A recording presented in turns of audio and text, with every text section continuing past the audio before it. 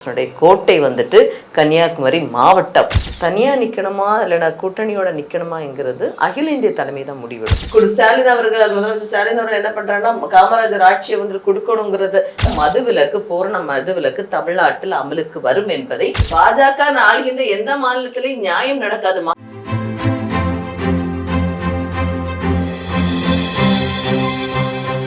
Gem TV நேயர்களுக்கு வணக்கம். அரசியல் ஆடுகளம் பகுதியில் விளவங்கோடு எம்எல்ஏ டாக்டரை தாரகை கத்பட் சந்திப்பும் வாருங்கள். வணக்கம் மேம். வணக்கம் சார், நல்லா இருக்கீங்களா? நல்லா இருக்கேன் மேம். மேம், விக்கிரவாண்டி இடைத்தேர்தலும் விளவங்கோடு இடைத்தேர்தலும் எப்படி பாக்குறீங்க? விக்கிரவாண்டி இடைத்தேர்தல் வந்து இது தனியா நடந்துச்சு. இப்ப விளவங்கோடு இடைத்தேர்தல் வந்துட்டு எப்படின்னா, பார்லமெண்ட் தேர்தலோட இது நடந்தனால ரொம்ப சைலண்டாவே போயிட்டு, யாருக்கு இப்படி ஒரு எலெக்ஷன் நடந்தது வெளி உலகத்துக்கு தெரியுமான்னு கூட. ஏன்னா எல்லா தொகுதியிலும் எலெக்ஷன் நடந்தனால எல்லா மந்திரிகளும் எல்லா எம்எல்ஏஸ் அவங்கவுங்க தொகுதிகளை ஃபோக்கஸ் பண்ணிட்டு இருந்தாங்க. என்னோட தொகுதி நேச்சுரலி நான் மட்டும்தான் ஃபோக்கஸ் பண்ண வேண்டியதாச்சு. விக்கிரவாண்டி எலெக்ஷனு தனியாக நடக்கிற டைமில் ஆட்டோமேட்டிக்காக என்ன ஆகும், எல்லாரோட பார்வையும் விக்கிரவாண்டியில் தான் இருக்கும். அதுதான் அதோட டிஃப்ரென்ஸோட, வேற எந்த டிஃப்ரென்ஸும் கிடையாது. சரி, நீங்க ஒரு தேங்க்ஸ் நன்றின்னு சொல்லலாம். யாருக்கு நன்றின்னு சொல்றீங்க?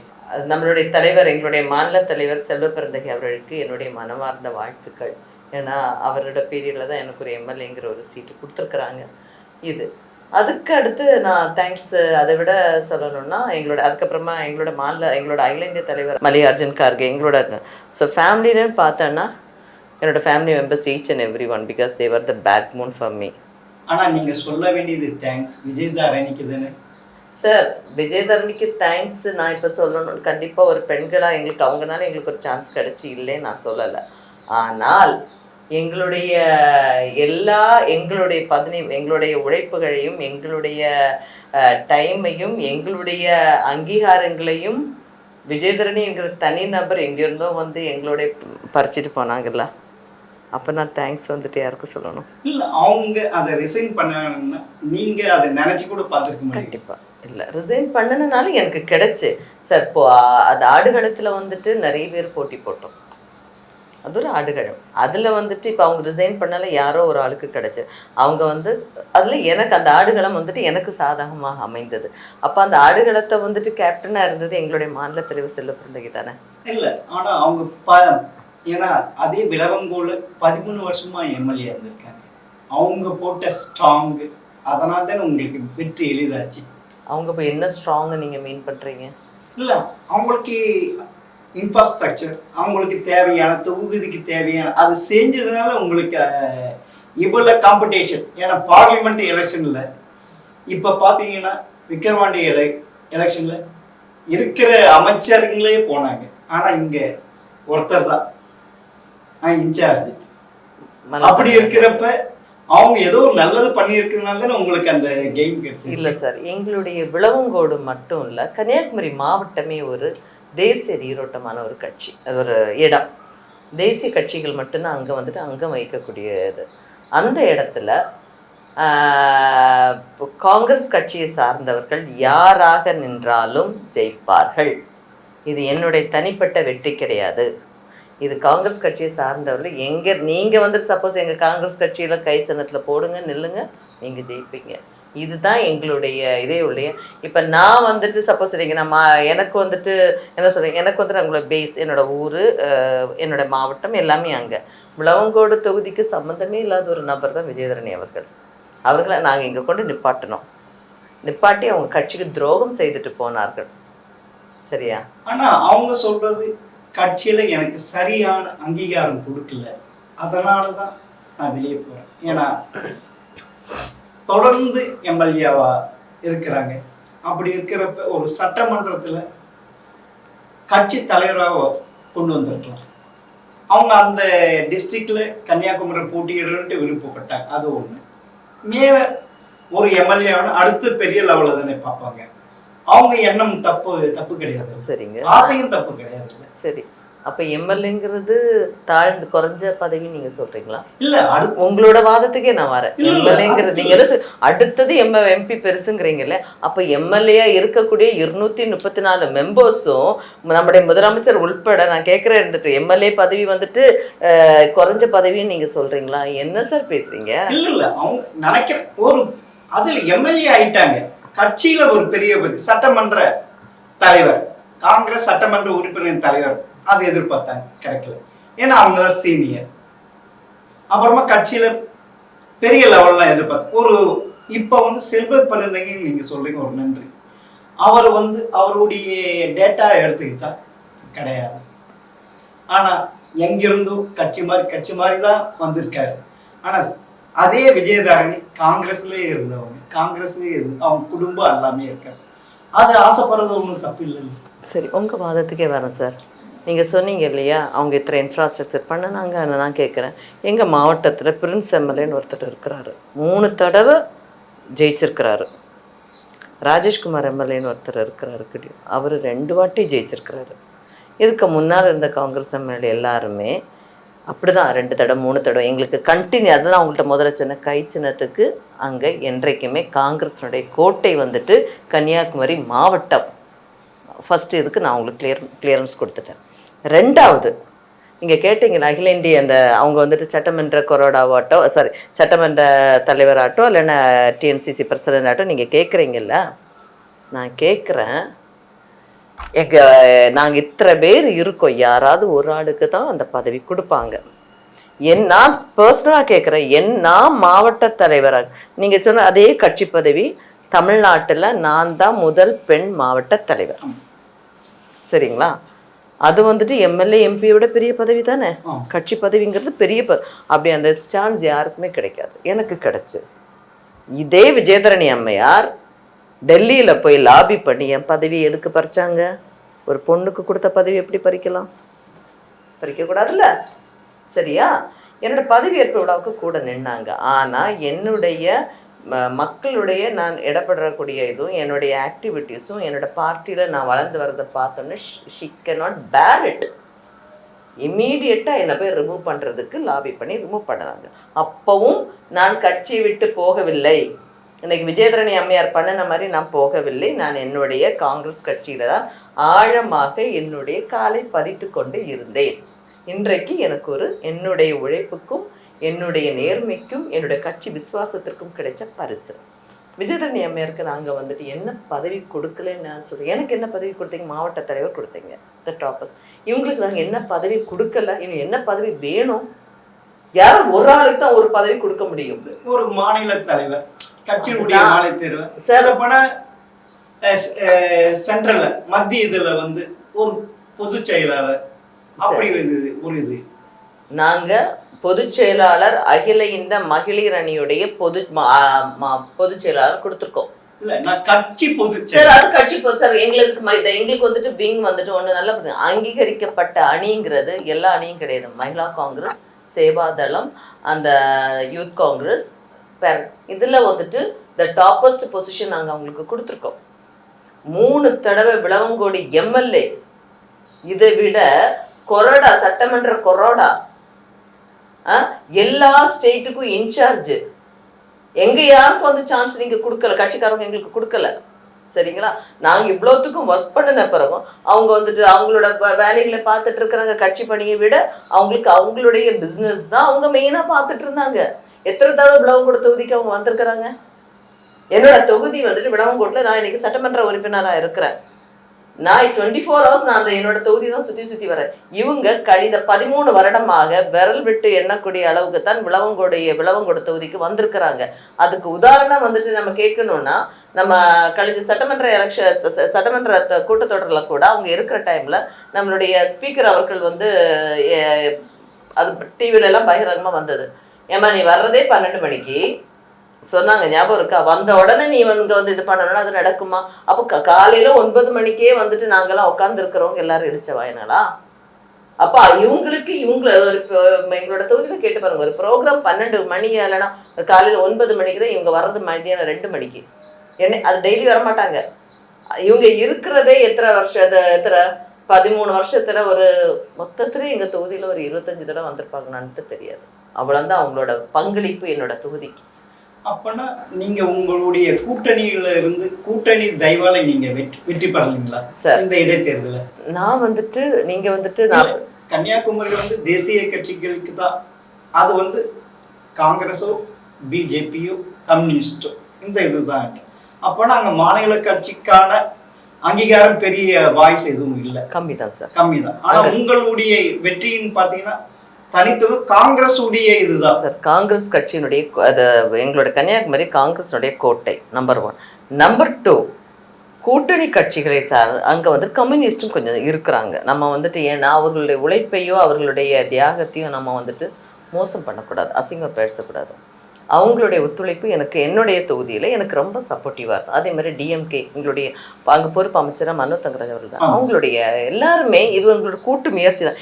ஈவன் நாங்கள் தனிப்பட்ட இதில் நாங்கள் அங்கே வின் பண்ணுவோம். ஆனாலும் இது ஒரு எங்களுடைய அகில இந்திய தலைமை வந்துட்டு ஒரு முடிவெடுத்து கூட்டணி கட்சிகளுடைய இதோட போகிற டைமில் எல்லாருடைய ஒத்துழைப்பும் அதில் இருந்து இதை விட எல்லாரோட ஒத்துழைப்பு தான். இதில் வந்துட்டு தனிப்பட்ட யாருக்கும் கிரெடிட் கொடுக்கறதுக்கு சரியாகாது. ஆனால் அங்கே டாப்னு பார்த்தா நாங்கள் காங்கிரஸ் கட்சி தான். பட் எல்லாரோட ஒத்துழைப்பும், ஏன்னா முஸ்லீம் லீக் இருந்தாங்க. ஸோ எல்லாரோட பங்களிப்பு இருக்குல்ல சார். அப்படின்னா இப்போ வந்து செல்வ பெருந்தை மாநில தலைவர் ஒரு அண்ணாமலை மாதிரி ஒரு முயற்சி எடுக்கிறார், தனித்து நிற்கணும்ட்டு அது. ஆனால் அந்த முயற்சிக்கு உங்கள் கட்சியில் இருக்கிற மூத்த தலைவர்களே கூடாதுன்ட்டு முட்டுக்கட்டி போகிற சரி சார். எந்த கட்சி தலைவர்களும் வந்துட்டு முட்டுக்கட்டை போடலை. 1. 2வது, தனியாக நிற்கணுமா இல்லைனா கூட்டணியோட நிற்கணுமாங்கிறது அகில இந்திய தலைமை தான் முடிவெடுக்கும். இது வந்து வேற யாருமே முடிவெடுக்கிறதுக்குரிய அதிகாரம் கிடையாது. ஏன்னா நாங்கள் தேசிய கட்சியாக இருக்கிறனால அகில இந்திய தலைமை என்ன சொல்லுதோ அதை தான் நாங்கள் கேட்போம். இல்லை கட்சியை வளர்க்கணும் இல்லை, கண்டிப்பாக. நான் ஒரே ஒரு எக்ஸாம்பிள், 1989 தான் நீங்கள் தனித்து நின்றீங்க சட்டமன்றத்தில். அப்போ வந்து உங்களுடைய வாக்கு சதவீதம் 20லேருந்து 25. இன்னைக்கு அந்த வாக்கு சதவீதம் சார், இன்னைக்கு நாங்கள் வந்து காங்கிரஸுடைய வாக்கு சதவீதம் கூடி இருக்கிறது. உதாரணத்துக்கு சொல்லணும்னா ராகுல் காந்தி அவர்கள் பாரத் ஜோடோ யாத்திரை எங்கள் கன்னியாகுமரி மண்ணில் இருந்து நடந்தார், சரியா? இன்றைக்கு நான் கேட்குறேன், எல்லா கட்சியுமே வந்து காஷ்மீர் வரைக்கும் போனார். எல்லா கட்சியுமே காங்கிரஸினுடைய கூட்டணி சேர்வதற்காக போட்டி போட்டு கூட்டணி சேர்ந்துட்டு இருக்கிறாங்கிறது உங்களுக்கும் தெரியும், எனக்கும் தெரிஞ்ச ரகசியம் தான். இது ரகசியம் கிடையாது, பரசியமாக தெரியறது தான்.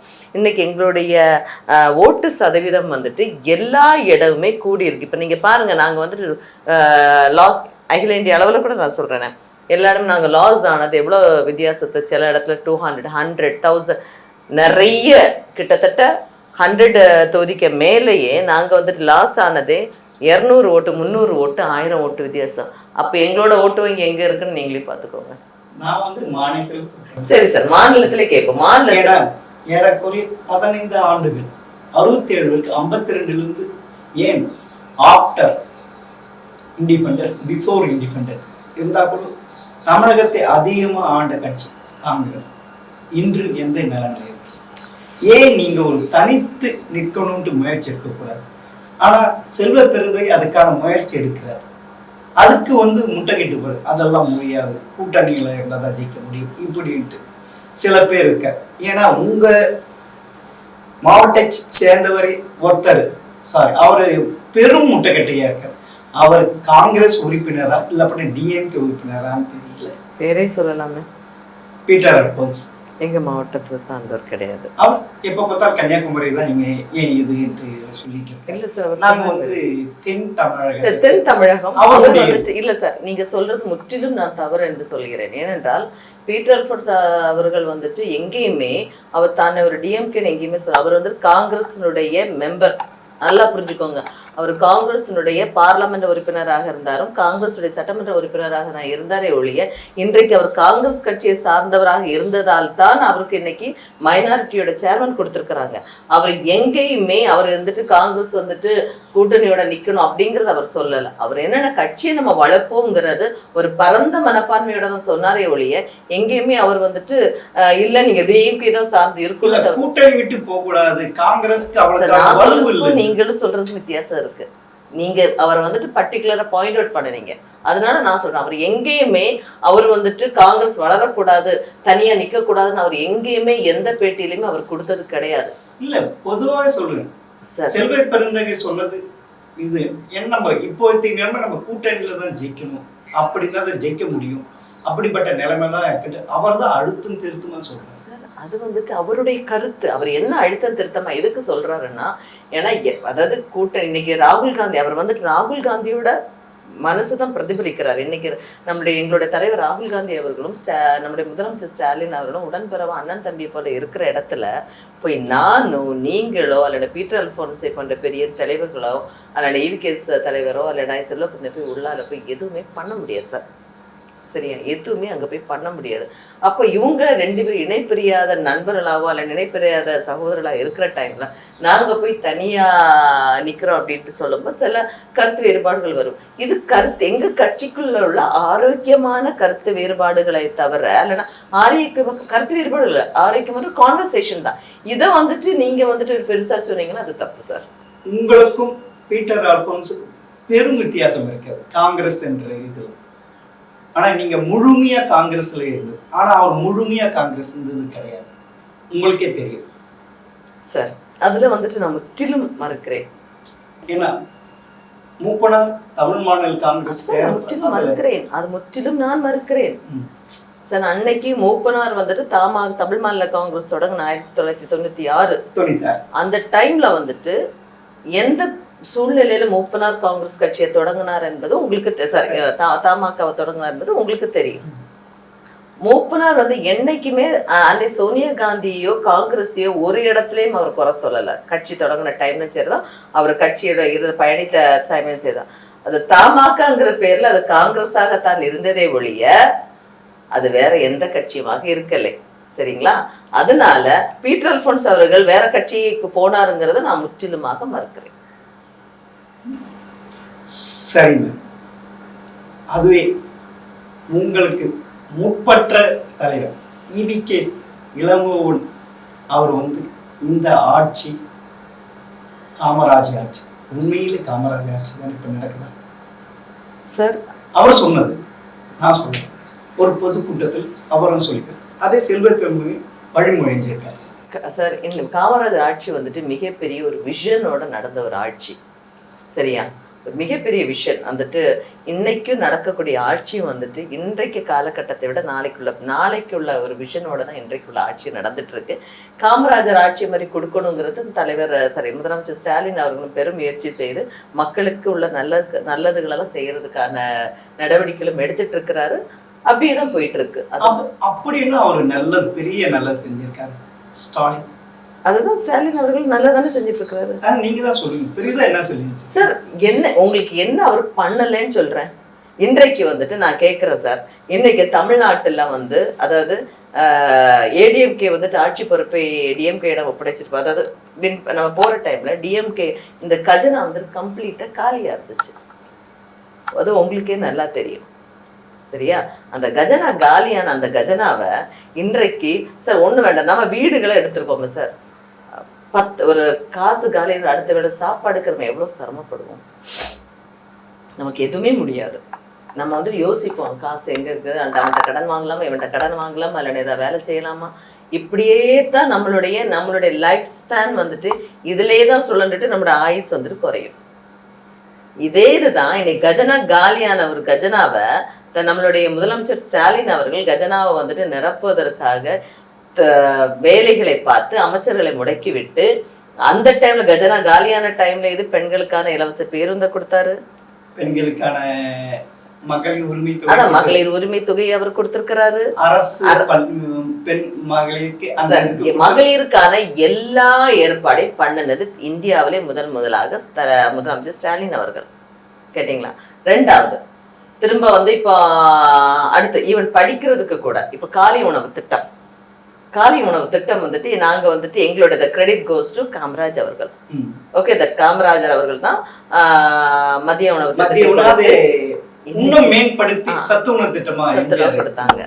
அப்போ இன்னைக்கு பாருங்க, அவர் வந்து காலை உணவு திட்டத்தை கொடுக்குற டைம்ல மத்திய கல்விக் கொள்கையில ஒரு அதுல இருந்து தானே எடுத்து சார் மத்திய கல்விக் கொள்கையில உள்ள கல்விக் கொள்கை சார். நான் கேக்குறேன், இது எத்தனை மாநிலத்துல கொடுக்குறாங்க? அப்போ எத்தனை மாநிலத்துல கொடுக்குறாங்க? இப்பதான் சார் எத்தனை மாநிலத்துல கொடுக்குறாங்க? பெரிய லெவல்ல தமிழ்நாட்டுல கொடுக்குறோம் சார்.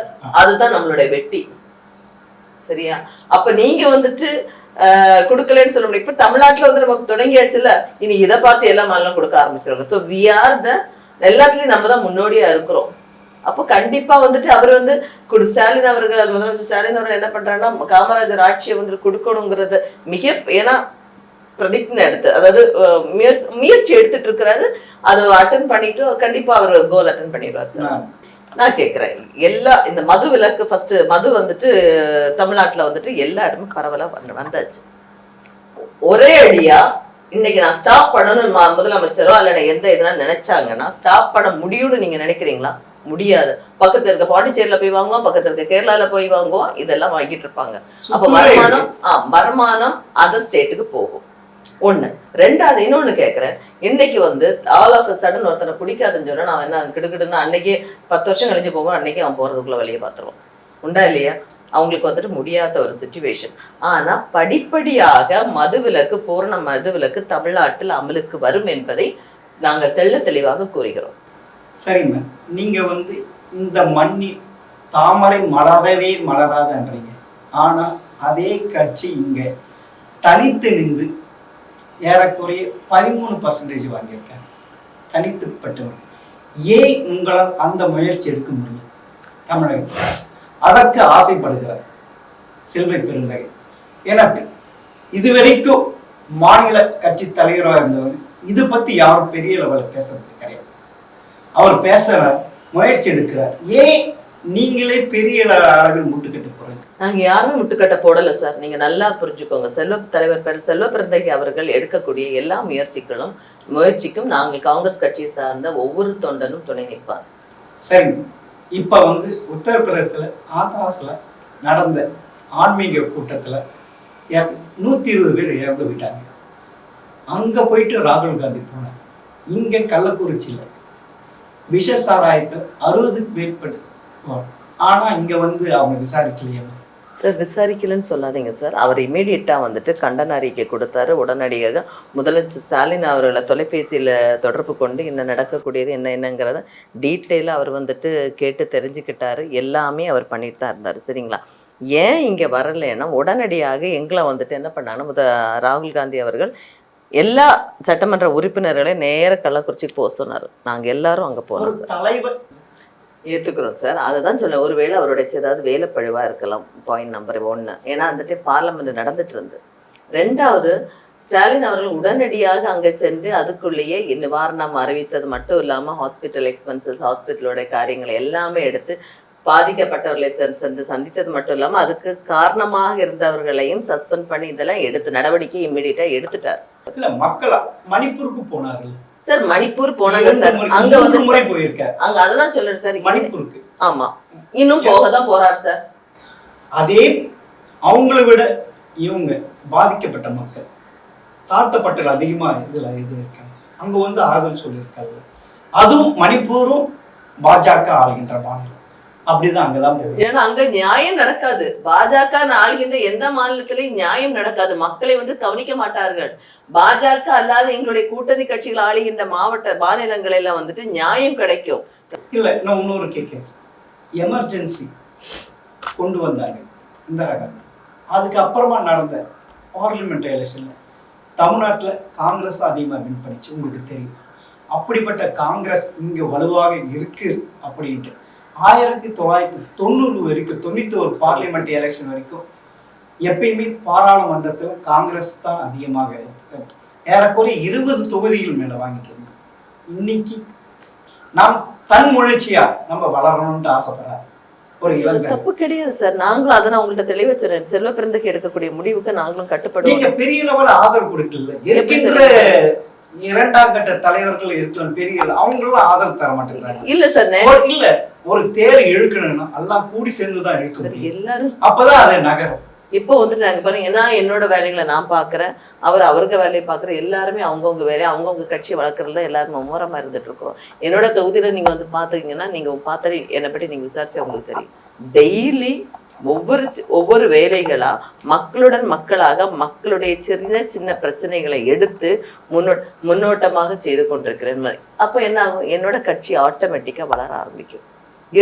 ஏற்கனவே நாங்க அங்க ஹை பீக்ல தான் இருக்கோம். கூட கொஞ்சம் நாங்க வளர்த்துருவோம். இதே மாதிரி ஒவ்வொரு எம்எல்ஏஸும் நினைச்சு அவங்க பண்ணுவாங்க. இன்னும் உங்களுக்கு 2 ஆண்டுகள் கூட இல்லை. அதுக்குள்ள அந்த தொகுதியில் என்ன மாதிரி மாற்றங்களை கொண்டு வரலான்ட்டு அது ஏன்னா மக்களுடைய எல்லா பேட்டியிலும் நான் சொல்லுவேன், மக்களுடைய அடிமட்டத்தோட பேசிக் கமிட்டிஸை நான் ஃபுல்ஃபில் பண்ணுவேன். அது கண்டிப்பா நான் பண்ணுவேன். இப்போ எங்களுடைய மெயின் ஒரு இது என்னன்னா எங்களுடைய மார்த்தாண்டம் அந்த ரோடு ரொம்ப மோசமா இருக்கு. ரொம்ப மோசம்னா அதுல வந்துட்டு மாற்று கருத்தே கிடையாது. அது யாராக இருந்தாலும் எங்களுடைய நான் ஓப்பனாவே நான் பேசுறது மாற்று கருத்து கிடையாது. ஆனால் அந்த ரோடை வந்துட்டு என்னோட முதல் பேச்சிலேயே வந்துட்டு நான் மார்த்தாண்டம் ரோடு வந்துட்டு மோசமா இருக்குங்கிறத நான் வந்துட்டு ஹைலைட் பண்ணி சொல்லியிருந்தேன். ஏவா வேலு ஹைவே மினிஸ்டர் வந்து பார்த்து அதுக்குள்ள ஆவணம் செய்வேன்னு சொல்லியிருந்தாரு. இப்போ நேற்றைக்கு நான் வந்துட்டு அவர் திரும்ப இதுக்காகவே நேற்றைக்கு நான் பார்த்த டைம்ல என்னன்னா இப்போ ஒரு டிஸ்கஷன் போட்டாங்க. ஸோ இது இப்போ இருக்கிறது வந்துட்டு எங்க கையில கிடையாது, ஸ்டேட் ஹைவேல கிடையாது. அது இருக்கிறது வந்துட்டு சென்ட்ரல் அவங்க இதுவும் எங்கள்கிட்ட ஹேண்ட் ஓவர் பண்ணாங்க. பட் இப்போ என்னன்னா சரி நம்ம ஒரு ஃபண்ட் இது பண்ணிட்டு அதை வந்து ஹேண்ட் ஓவர் நம்ம எடுக்கிறதுக்குள்ள வேலை பண்ணுவோம்னு சொல்லிட்டு ஏவா வேலு அவர்கள் சொன்னார்கள். அதன் அடிப்படையில் வந்துட்டு ஐ திங்க் ஆகஸ்ட் 5ஆம் தேதிக்கு முன்னால வந்துட்டு அவர் வந்துட்டு ஒரு விசிட் என்னோட ரோடை வந்துட்டு எங்க ஊரை வந்து பார்க்கறதுக்காக அவர் வர்றாரு. அதனால கண்டிப்பாக அது வந்துட்டு அண்ணாமலை உங்கள் மாநில தலைவர் செல்வ பெருந்தகை சொல்லக்கூடாத வார்த்தையில் சொல்றாரு, அவர் அப்படிப்பட்டவர் அப்படி அதை நீங்க இப்படி சார் அண்ணாமலை மாதிரி ஒரு தேர்ட் ரேட் பர்சனை பற்றி நம்ம இதை பேசுறதே அசிங்கம் சார். நான் கேட்குறேன், அண்ணாமலை அவர்கள் ஐபிஎஸ் படித்த எங்க போய் படிச்சுட்டு வந்தாங்கிறேன் அவரோட சர்டிஃபிகேட்டை தான் நம்ம வெரிஃபை பண்ண வேண்டியது இருக்கு. எப்படி பாஸ் பண்ணினாருங்கிறது அவர்கிட்ட தான் கேட்கணும் இருந்துட்டு, சரிங்களா? இன்றைக்கு வந்துட்டு எக்ஸாம் எழுதாதவங்களே பிஜேபி சார்ந்த அதாவது நார்த்ல எல்லாம் பாஸ் பண்ணாங்கன்ட்டு எல்லாம் வருது. ஏன் அது தமிழ்நாட்டுல வந்து மகாராஷ்டிரால இப்போ நீங்க சொல்றதா வருது இல்லையா? இதே மாதிரி இவர் வந்துட்டு கண்டிப்பா இப்படிதான் இவர் வந்திருப்பாரு. அவர் வந்தது காங்கிரஸ் ஆட்சியில சார் காங்கிரஸ் ஆட்சியில வந்து இவர் உண்மையில அதை என்ன செக் பண்ண வேண்டியதான் சார் இருக்கு. இவர் உண்மையிலேயே பலனை இவருக்கு பேரை வச்சுட்டு வேற யாரை வச்சுட்டு ஆள்மாறாட்டம் பண்ணி எழுதினாராங்கிறது இனிமேதான் செக் பண்ணு. ஏன்னா ஒரு ஐபிஎஸ்காரருடைய மென்டாலிட்டி அவருக்கு எங்கேயுமே கிடையாது, சரிங்களா? அவருக்கு மேல நான் கேட்கிறேன், அவர் வந்து சாதாரண ஒரு புவர் ஃபேமிலின்னு வந்து அவர் சொல்றாரு, சரியா? இப்ப நாம வந்துட்டு சொல்லலாம், நான் வந்துட்டு ஒரு மிடில் கிளாஸ் ஃபேமிலி நான் சொல்லுவேன், சரியா? இப்போ நான் வந்துட்டு ஒரு விதம் வந்துட்டு நான் பிறந்த டைம்ல வந்து எங்க அப்பா வந்துட்டு ஒரு வெல் டுடுவா இருந்தாரு. நானும் அதுக்கு தகுந்த மாதிரி என்னோட ஸ்டாண்டர்ட் ஆஃப் லிவிங்கும் அதுக்கு தகுந்த மாதிரி இருந்துச்சு. ஸோ நான் மேல நான் போயிட்டு இருப்பேன். இவர் வந்துட்டு ஒண்ணுமே இன்னைக்கு அவங்க அப்பா வந்துட்டு ஒண்ணுமே இல்லாத என்னோட அப்பா நான் 2 பேர் சொல்ல, என்னோட அப்பா ஒரு பிசினஸ் மேன், எங்க அப்பா ஒரு கொஞ்சம் இதெல்லாம் பண்ணி வச்சார். இப்போ இவர் ஒண்ணுமே இல்லாதவர், இவருக்கு வந்துட்டு வேலை கிடையாதுங்கிறாரு. எங்களுக்கு ஏதோ ஒரு பிசினஸ் சொல்லிக்கிறதுக்கு அது கொஞ்சம் பிசினஸ் இருக்கு, ஏதோ நடத்துறோம் நாங்க. வேலை கிடையாது, சம்பளம் ஒண்ணும் கிடையாது. இவர் ரோலாக்ஸ் வாட்ச் போடுவாராம், நண்பர் ஒருத்தர் வாங்கி கொடுத்தாரு. சரி, அதுதான் கேக்குறேன், என்னோட நண்பர் எப்படி இருக்கணும்னு. நான் என் நண்பருக்கு 5 லட்ச ரூபா கொடுத்துருந்தாதான் 10 லட்ச ரூபாய்க்கு என் நண்பர் எனக்கு பண்ணுவான். அதுக்கப்புறமா பெரிய ஆடம்பர பங்களால வசிக்கிறாரு. இதுக்கு காசு எங்க இருந்து வந்து நான் கேக்குறேன். சரி, அவங்க அப்பா வந்துட்டு இப்போ சாதாரண விவசாயின்னு சொல்லிட்டு இருக்கிறாருல, இவருக்கு மேல இருக்க சொத்துக்கள் எல்லாம் எத்தனை கோடிகள் உள்ள சொத்துக்கள் இருக்கு. இப்ப நீங்களே இப்ப பத்திரிகை செய்திகள் எல்லாம் பாக்குறீங்கல்ல, கொஞ்ச நாள்ல இவரு யூகே வந்துட்டு ஷிஃப்ட் ஆக போறாருன்ட்டு. அப்ப அங்க வந்துட்டு பிசினஸ் எஸ்டாப்ளிஷ் பண்ணிருக்கிறாருன்னு. அப்ப இந்த காசு எல்லாம் எங்க இருந்து வந்தது? எனக்கு நான் சாதாரண மிடில் கிளாஸ்ல இருந்து வந்த எனக்கு ஒரு பிசினஸ் எஸ்டாப்ளிஷ் பண்ண நான் திணறுங்க. ஒண்ணுமே இல்லாம ஒரு பேக்ரவுண்ட் இல்லாம வந்தவருக்கு எனக்கு அப்பாக்கு பேக்ரவுண்ட் இருந்து இவருக்கு எப்படி வந்து இவ்வளவு பெருசா ஆளானாரு? எந்த பதவிக்கும் அவர் வரவில்லை என்று அவர் சொல்லுகிறார், சரியா? எந்த பதவி? அவர் ஐபிஎஸ் மட்டும் இருந்தா இந்த பென்ஷன் தான். இப்ப பென்ஷன் என்ன வருதா? இல்ல. இப்ப எங்க இருந்து அவருக்கு எந்த காசு வருது? இதெல்லாம் நீங்க வந்து அண்ணாமலைட்ட கேட்க மாட்டீங்களா? அவர் பேசுறதெல்லாம் நம்ம இதுக்கெல்லாம் பதில் சொல்லிட்டு இருந்தானா எங்கேயாவது நான் கேட்கிறேன், எங்கேயாவது அவர் ஒரு பாஜகவை சார்ந்தவர்களை அவர் மதிச்சிருக்கிறாரா? எங்கேயாவது அவர் பெண்களை மதிச்சிருக்கிறாரா? இவர் வந்த பிறகுதான் பாலியல் தொந்தரவுன்னு சொல்லிட்டு நிறைய பிஜேபில இருந்து வெளியில வர ஆரம்பிச்சது. அது வரைக்கும் இல்ல. அங்கே ஒரு பெண் மாநில தலைவராக இருந்தார்கள். அங்க அப்படி ஒண்ணு இதுக்கு முன்னாடி பிஜேபில எல்லாம் அப்படி நடக்குது. என்னைக்கு இவர் வந்துட்டு காலடி எடுத்து வச்சாரோ அன்னைக்கு பிஜேபியோட அழிவு காலம் தொடங்குச்சு. அது எங்களுக்கு காங்கிரஸ் கட்சிக்காரல எங்களுக்கு மிகுந்த சந்தோஷம் தான். இப்ப வந்து பெண்கள்னு சொல்றப்ப நீங்கள் சட்டமன்றத்தை பதினப்ப நீங்க வானதி சீனிவாசனும் நீங்களும் ரொம்ப க்ளோஸா இருந்தீங்க. இப்படி பெரிய லெவல அது சிரிச்சிட்டு பேசிட்டு இருந்தது இப்படி ஏற்கனவே தெரிஞ்சவங்களா? சார் எனக்கு வந்துட்டு வானதி ஸ்ரீனிவாசன் ஒரு எதிர்கட்சிக்கு சேர்ந்தது. அதுக்கு என்ன சார், என்னுடைய சட்டமன்ற உறுப்பினர் எதிர்கட்சி தலைவர்னா பேசக்கூடாதுன்னு இருக்கா? எங்களுடைய தலைவர் ராகுல் காந்தி அவர்கள் என்னுடைய தலைவர் ராகுல் காந்தி அவர்கள் நம்மளுடைய பிரதமர் மோடி அவர்களை கட்டி பிடித்து சார் கண்ணடித்தாருங்கிறது வந்துட்டு அது கரெக்டாக நீங்கள் நான் உனக்கு என்னவா பேசிட்டு இருக்கோம் நேச்சுரலி வரும். அது வந்து ஒரு பேச்சு வாக்கில் வரக்கூடியது. இவ்வளவு அப்போ எங்களோட ரோல் மாடல் தலைவர் ராகுல் காந்தி அவர்கள், சரிங்களா? அதனால நேச்சுரலி நாங்கள் வந்து எதிர்கட்சிக்காரர்கள்ட்ட பேசுவோம். இது வந்து தப்பே கிடையாது. ஒரு ஆரோக்கியமான அரசியலுக்கு நாங்கள் இருவரும் ஒரு விதை போட்டிருக்கோம். அது கண்டிப்பாக அது ஒரு நல்ல ஒரு இதாக இருக்கும், மாற்று கருத்து கிடையாது. சரி, ஜெம் டிவிக்காக உங்க பொண்ணான மிக்க நன்றி. நன்றி சார், ரொம்ப நன்றி.